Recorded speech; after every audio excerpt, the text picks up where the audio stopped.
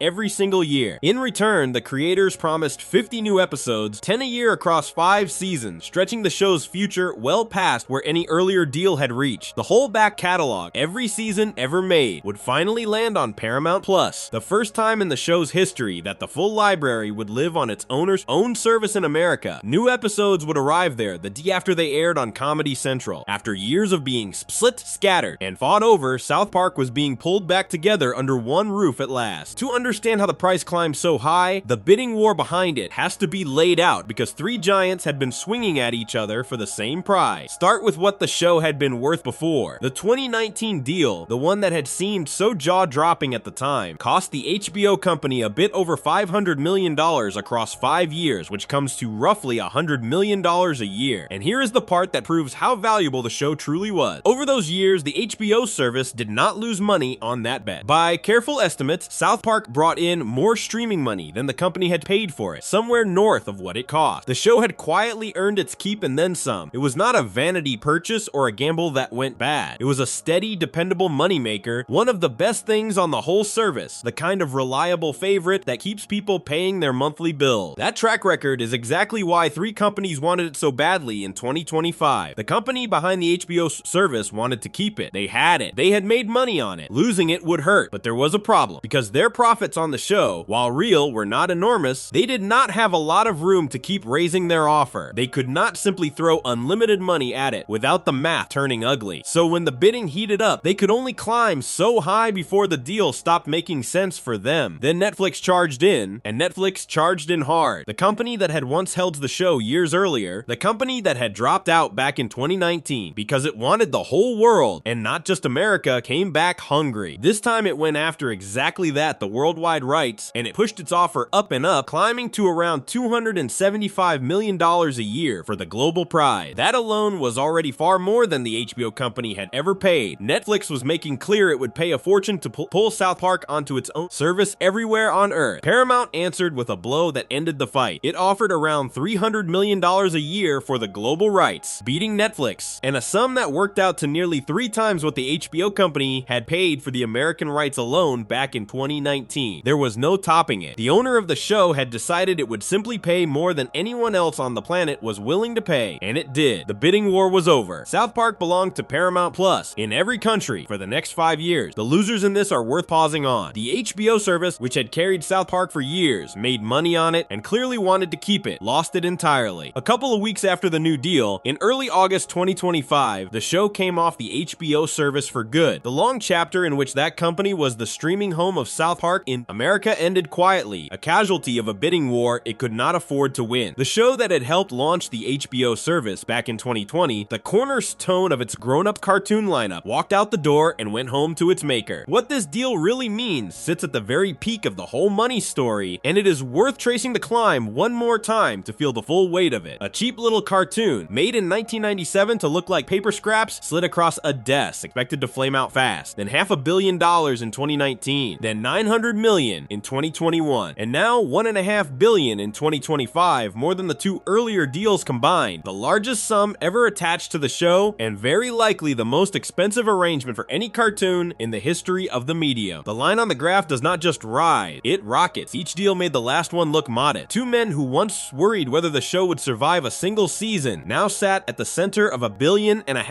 agreement, the most valuable cartoon creators alive. There is something almost unbelievable about the timing of it, and the timing is where the deepest meaning hides. Paramount paid this record sum at a moment of real weakness. The company was in the middle of being sold. It was watching its costs, settling expensive disputes, trimming where it could, caught in the uncertainty of new owners taking over. A company in that position is supposed to be cautious with money, supposed to pull back, supposed to avoid giant gambles. And yet, even at its shakiest, even while being swallowed by another company, Paramount found $1.5 billion for South Park. The show was that essential. It was one of the few things the company simply could not afford to lose, no matter how tight things got. The size of the check, paid at the worst possible moment, is the clearest measure of how much the show mattered. A struggling company does not spend its most precious dollars on something it can live without. This connects straight back to the thread that has wound through every part of this story, and here it reaches its sharpest point. Years earlier, South Park had built one of its hardest jokes around the idea that everyone, deep down, has a price, that nearly anyone will fold when the money gets big enough. The show aimed that joke at the world's biggest companies and accused them of selling out their values for cash, and across the years that followed, the show watched its own price climb to a height almost no one could have imagined. $500 million, $900 million, $1.5 billion. The cartoon about everyone having a price had become the thing with the largest price of all. If the show truly believed its own cynical lesson, then this deal was the ultimate proof of it, the punchline to a joke it had been telling for nearly 30 years, with the joke landing on itself. The creator's role in this is its own small marvel of nerve. Only weeks before, they had publicly torn into Paramount, called the merger a disaster, said in the crudest terms that it was wrecking their show, and threatened to drag the incoming bosses into court. They had let the world see their fury at the very company they were negotiating with, and then they turned around and signed with that same company for the biggest deal of their lives. There is no contradiction in it. Not really, because it fits the pattern the show had followed from the start. Rage at the system, mock the system, threaten the system, and then take the system's money when the number gets high enough. The public fury and the giant signature were two halves of the same move. The creators had spent years saying money is what really talks, and when Paramount finally spoke loudly enough, they listened, anger and all. The cultural backdrop helps explain why a company would bet so much on a single old show. The mid-2020s were a brutal time in the streaming business. The years of easy spending were over. Services were losing money, cutting shows, and fighting for survival. In that harsh climate, a proven beloved, endlessly rewatchable favorite was worth more than almost anything else, because the one thing every service desperately needed was a reason for people to keep paying month after month. South Park was that reason in a way few shows could match. It pulled people in, kept them watching, and rarely let them down. To a company fighting for its life, owning that kind of dependable magnet was not a luxury, it was survival. The fortune Paramount paid was the price of holding on to a lifeline in a sinking industry. For the fans, the deal brought a strange mix of relief and unease. On one hand, the chaos was finally over. The show was coming back, the library was being gathered into one place, the disappearing act had ended. The long nightmare of not knowing where to watch, or whether the show would even continue, was lifting. On the other hand, there was something a little sobering in seeing the thing they loved confirmed, in plain dollars, as a $1.5 billion piece of property fought over by Titan. The comfort show, the silly cartoon, the friend that never took anything seriously, now carried a price tag larger than the budget of entire studios. The warmth people felt for it and the cold enormous number attached to it sat side by side, hard to fully reconcile. A thing can be beloved and be a commodity at the same time, and South Park had become a glaring example of both. The journey, viewed all at once, is genuinely remarkable. The same show that got itself banned from an entire country over a single episode, that mocked companies for caving to money, that joked about the streaming wars while trapped inside them, that vanished from screens around the world during a merger, had emerged on the other side as the single most expensive cartoon deal ever struck. Every twist that should have weakened it seemed only to prove how much it was worth. Every controversy, every fight, every disappearance ended with the show more valuable than before. South Park had become, against all odds and against its own cheap and rude beginning, one of the most prized possessions in all of entertainment. So the war ended in triumph, of a sort. The show was home, richer than ever, secured for years to come, gathered back together at last. By any normal measure, this was the happy ending, the moment everyone could exhale. Paramount had paid more than anyone in history to own the show, had beaten back Netflix, had pulled its prize back from a rival, and had locked in the future. The company had every reason to to feel it had won something precious and to expect a little gratitude in return. Before we move on, if you're enjoying this analysis, please consider subscribing. It helps the channel tremendously. It would not get gratitude. Paramount announced the record-breaking deal on a Wednesday afternoon, the largest sum ever paid for a cartoon, a triumphant homecoming for its most valuable show. And roughly 10 hours later, that same night, the brand new season premiered, and the show used its very first new episode to turn its guns directly on Paramount. With the ink barely dry on the biggest agreement of their lives, the creators aired something so savage about the company that had just paid them a fortune, and about the powerful forces that company had been bowing to, that it would explode into one of the most talked about episodes the show had ever made. Section 10. Biting the hand that pays, most companies, after paying the largest sum in cartoon history to own a show, would expect a little warmth in return. Maybe a soft season opener, maybe a quiet thank you. What Paramount got roughly 10 hours after announcing it had spent $1.5 billion to bring South Park home was a brand new episode that pointed straight at Paramount and called it a coward. The company paid more than anyone ever had for the show, and the show used its very first new episode to spit in the company's face. The timing was so tight it almost reads like a dare. Deal in the afternoon, knife in the back by nightfall. To understand why this was so much sharper than the show's usual mischief, the dangerous corner Paramount had backed itself into has to be laid out first, because the episode aimed at the most tender spot the company had. Through the summer of 2025, Paramount looked to many people like a company bending over to please a powerful man. The merger that would decide its future needed the government's approval, and the government was run by an administration led by President Trump. Around the same time, two things happened that made the company look badly afraid. First, Paramount paid $16 million to settle a lawsuit Trump had brought against the company's news program over the way an interview had been edited. Plenty of people saw that payment as a company quietly buying peace with a president whose government held the keys to its merger. Then weeks later, Paramount's network announced it was canceling a famous late-night talk show whose host had been sharply critical of Trump. The company called it a money decision, but the timing made many fans suspect the real reason was political, that a critic of the president was being quietly removed at the exact moment the company needed the president's favor. So this was the situation. The owner of South Park appeared, in the eyes of much of the public, to be folding to political pressure, paying settlements, and canceling critics to keep a powerful man happy and get its business deal done. And into that situation, on the very night the company paid a record fortune to own it, the show walked with its guns drawn. The episode was called Sermon on the Mount, a title built as a double joke. It echoed a famous passage from the Bible, and at the same time the way it was spelled turned the word mount into a sly nod at the company's own name, Paramount. The show was naming its target right there in the title. The plot, on its surface, is pure South Park chaos. A version of President Trump sues the town of South Park for $5 billion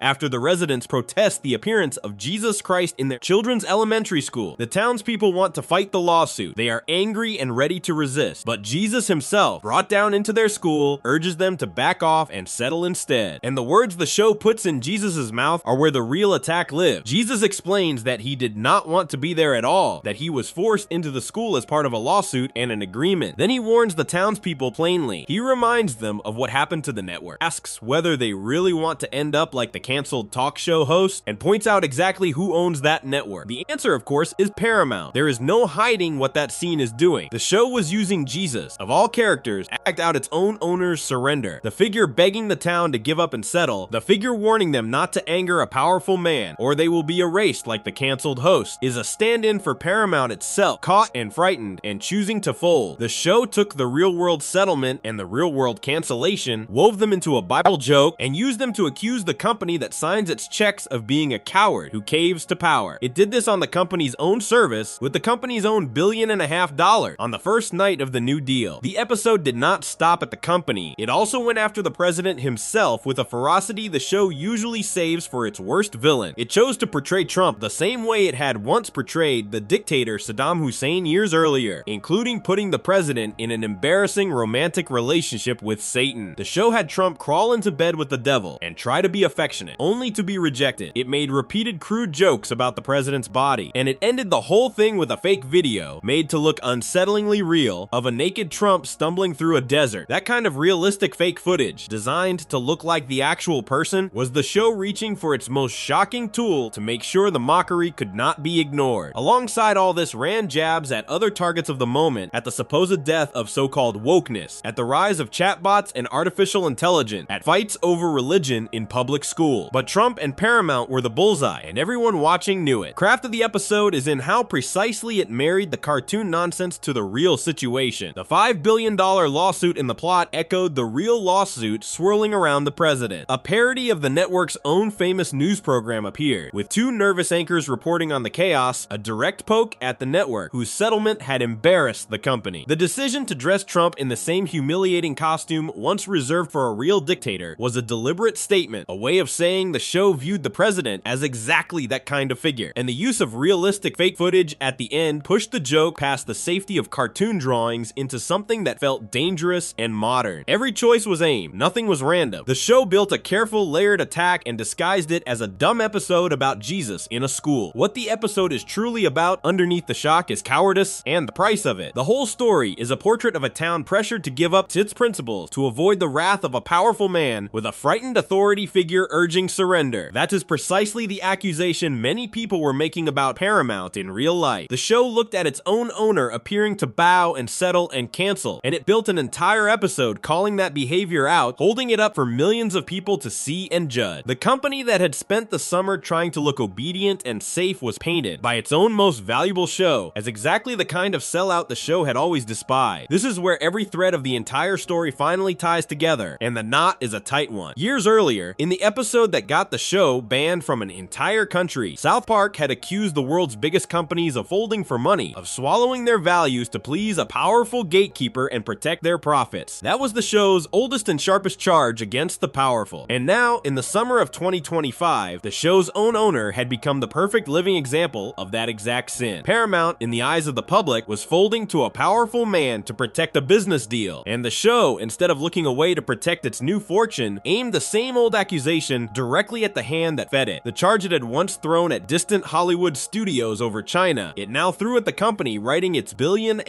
billion check over the president of its own country. The boast from years before, the famous line about now having the kind of money that meant never needing to please anyone again, finally showed what it was truly for. This was the purest possible use of that freedom. The creators had argued for years that enough money would let them say anything to anyone, fearless and unbought. Sermon on the Mount was that promise made real. They took the largest payday of their lives and immediately used the freedom it bought to attack the very company that had provided it. They did not soften for the new owner. They did not show gratitude. They bit the hand at the exact moment it was feeding them the biggest meal it had ever served. The pattern that ran through the whole story, the pattern of taking the money and mocking the system in the same breath, reached its sharpest and most fearless form here, all in a single night. There is a delicious irony folded into the creator's own recent word. Less than a year earlier, in an interview, Parker and Stone had said they wanted to step away from making fun of Trump. They said it had stopped being fun, that it tended to take over everything, that they were not sure what more they could even say about him. They sounded tired of the subject, ready to move on. And then, with their season premiere, they did the complete opposite, returning to Trump with more venom than ever. Whatever weariness they had felt evaporated the moment their own company looked like it was bowing to the man. The thing that pulled them back in was not the president himself so much as the sight of their owner cowering before him. That spectacle, apparently, was too rich to resist. The reactions came fast, and they proved how hard the episode had landed. The White House felt the need to respond, with a spokesperson firing back that the political left was full of hypocrisy, claiming the show had not been relevant in over 20 years and was barely hanging on, and accusing critics of having no real ideas of their own. The government official in charge of approving the very merger Paramount needed was asked about the episode in public and brushed it off, saying he was not a viewer of the show, while adding remarks about how a small handful of programmers should not get to control what Americans think. When the president's spokespeople and the official holding the fate of a multi-billion-dollar merger are forced to comment on a cartoon, the cartoon has clearly struck something real. A show many had written off as past its prime had reached straight into the highest offices in the country and made them flinch. The audience showed up in enormous numbers. Across the company's own service and its cable channel, the premiere drew around 5.9 million viewers in just 3 days. It became the show's biggest premiere on regular television since 1999, more than a quarter century earlier. It was the single most watched thing on all of cable the night it aired. It pulled the show's best ratings among younger adults in years. The company itself declared it the most talked about episode in the show's history and the most discussed program on television the night it premiered. The numbers were not just good, they were a roar, proof that the willingness to bite the hand had electrified an audience that had been waiting 2 years for the show to return. Here is the part that completes the whole story strange circle, the detail that makes this the perfect ending to the money story. Paramount had just paid $1.5 billion to own this show. The show used its first night home to call Paramount a coward in front of millions of people, and Paramount profited from the insult. The episode that attacked the company drove record viewership to the company's own service and channel, generating exactly the kind of attention and engagement the company had paid all that money to capture. The company bought the show. The show insulted the company, and the insult itself became a hit that helped justify the purchase. Paramount had spent a fortune for the privilege of being publicly humiliated by its own property, and the humiliation made money. There may be no cleaner example anywhere of the bizarre relationship at the heart of this entire saga. The cultural weight of the moment went well beyond one episode. The summer of 2025 was full of real fear about whether powerful media companies were quietly caving to political pressure, whether critics were being silenced, whether the giants who controlled what people watched were trading their independence for favors and approval. People felt that anxiety, but had trouble putting their finger on it. The episode gave that worry a shape and a face. It dramatized, in cartoon form, the exact thing millions of people suspected was happening in real boardrooms, the slow surrender of principle to power. And it did so from inside one of those very companies which made it land with a force no outside critic could have managed. The call was coming from inside the house. For the generation that had grown up with the show, this was a strange and clarifying thing to witness. They were watching their old comfort cartoon use its homecoming not to celebrate, but to expose. The lesson buried in it was sharp. It taught viewers to look at the companies that entertain them and ask an uncomfortable question, which is who those companies are really trying to please, and what they might be willing to give up to stay safe. The show had spent decades quietly training its audience to spot a sellout. Now it pointed that training at its own owner and invited everyone to watch the company squirm. So the long arc that began with a cheap cartoon in 1997 reached a kind of peak here in a single night in July 2025. The show that mocked greed had become the most expensive cartoon on earth. The show that accused companies of folding for money had its own owner fold for power and said so on the air. The show that had been banned, split, sued over, and made to disappear had survived all of it and come back swinging harder than ever, willing to attack the richest hand it had ever been fed and rewarded with its biggest audience in a quarter century. Every force that should have tamed it had instead made it bolder and more valuable. The cartoon could not be bought into silence, no matter how large the check. The premiere was only the beginning. The new season kept going, week after week, returning to the same targets, refusing to soften, daring the powerful to keep flinching. And somewhere in all of it, the deepest truth of the whole story finally settled into play. The giant companies could decide a great deal about South Park. They could buy the rights for $500 million, then $900 million, then $1.5 billion. They could drag it through court, shuffle it between their services, even reach in and decide where and whether certain episodes could be found. What none of them could ever buy, at any price, was the power to tell the show what to say. They controlled the doors the show passed through. They never once controlled its voice. That is the strange heart of the whole story. A rude little cartoon from 1997 made to look like paper scraps slid across a desk grew into the most expensive show of its kind on earth and stayed exactly as fearless as the day it began. The money got bigger. The owners got more powerful. The fights got uglier. And South Park just kept laughing, kept biting, kept telling its hard little truths through fart jokes and talking animals, untamed and unbought right to the end. The giants paid more than anyone in history to hold it, and for all that money, they could never make it behave. If you enjoyed this video essay, make sure to subscribe. Thanks for watching, and I'll see you in the next one.